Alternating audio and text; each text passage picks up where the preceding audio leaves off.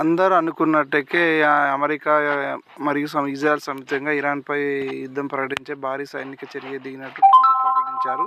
అయితే ఇజ్రాయెల్ మరియు ఇరాన్ కలిసి ఇజ్రాయెల్ అమెరికాలు సంయుక్తంగా ఇరాన్ సుప్రీం కమ్యూని లక్ష్యంగా దాడులు చేస్తున్నారు. టెహరాన్పై మరియు ఇతర ముఖ్య నగరాలపై మరియు క్షిపణి స్థావరాలపై మరియు అనుమానాస్పదంగా ఉన్న అణు స్థావరాలపై కూడా, అంటే న్యూక్లియర్ బాంబు తయారు చేస్తున్న అనుమానంగా స్థావరాలపై కూడా అమెరికా ఇజ్రాయెల్ బాంబులతో విరుచుకుపడుతుంది. అయితే ధీటుగా ఇరాన్ కూడా సమాధానం చెప్తున్నట్టు అనిపిస్తుంది. ముఖ్యంగా అమెరికా ఎయిర్ బేస్లైన ఖతార్, బెహ్రాన్, కువైట్ మరియు ఇజ్రాయెల్పై కూడా ఒకే టైంలో దాడులు చేస్తుంది. అయితే ఖతార్ ఎయిర్ బేస్పై కూడా దాడి జరిగినట్టు వార్తలు వస్తున్నాయి. అయితే ఇజ్రాయెల్ దాడిలో ఇరాన్ ఆర్మీ చీఫ్ ఒకరు చనిపోయినట్టు వార్తలు వస్తున్నాయి. ఇంకా అధికారికంగా ధృవీకరించలేదు.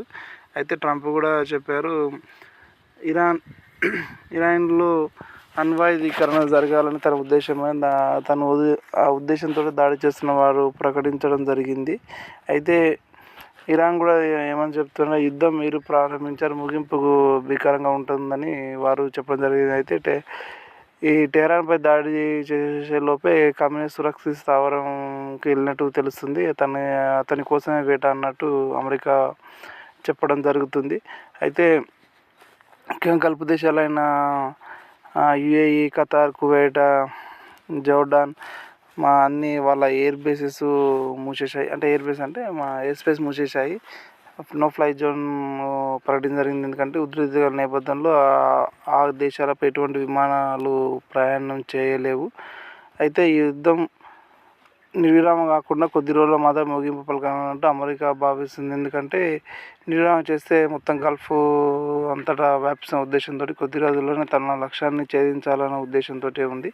అయితే ఇజ్రాయెల్ కూడా ధీటుగా సమర్థిస్తుంది. ఇజ్రాయెల్ యొక్క ముఖ్య లక్ష్యం ఇరాన్ అణ్వాయుధాలు తయారు చేయొద్దని, అణ్వాయుధీకరణతోనే శాంతి నెలకొంటుందని ఇజ్రాయెల్ భావిస్తుంది. ఇజ్రాయెల్ ధీటుగా అమెరికా తోడ్పడుతుంది. ఇజ్రాయెల్, అమెరికా కలిసి ఇరాన్పై దాడి చేస్తున్నాయి. అయితే ఇరాన్ కూడా రష్యా మరియు కొద్దిగా చైనా కూడా సపోర్ట్ చేస్తున్నట్టు అనిపిస్తుంది. అయితే రష్యా యుక్రెయిన్ వార్లు మునకలేదు కాబట్టి చైనా తన ఆయుధ సంపీకరణ బాలిస్టిక్ క్షిపణులను చైనా నుంచి ఇరాన్ కొన్నట్టు ఇటీవల వార్తలు రావడం జరిగింది. ఆ క్షిపణులతో 300 కిలోమీటర్ల సుదీర్ఘ లక్ష్యాలను కూడా ధ్వంసం చేయవచ్చనే భావంతో ఆ క్షిపణులను చైనా నుంచి కొనుగోలు చేసినట్టు తెలుస్తుంది. మొత్తానికి ఇరాన్ కూడా అమెరికాకి, ఇజ్రాయెల్కు ధీటుగా సమాధానం చెప్తున్నట్టు అనిపిస్తుంది. అయితే రాబోయే రోజుల్లో తెలుస్తుంది ఎందుకంటే సైనిక పరంగా అమెరికా ప్రపంచంలో అత్యున్నత స్థాయిలో ఉంది.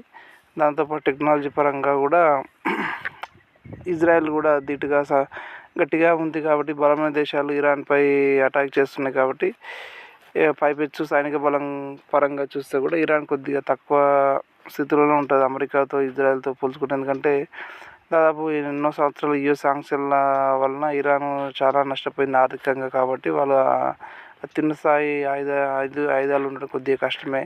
కాబట్టి ఏ దేశమైనా ఆయుధాలు ఎంత వీక్గా ఉన్న ఆయుధాలకు మాత్రం వాళ్ళ రక్షణ బడ్జెట్ మాత్రం కేటాయించబడుతుంది. రాబోయే రోజుల్లో తెలుసు యుద్ధ పరిస్థితి ఏమిటనేది.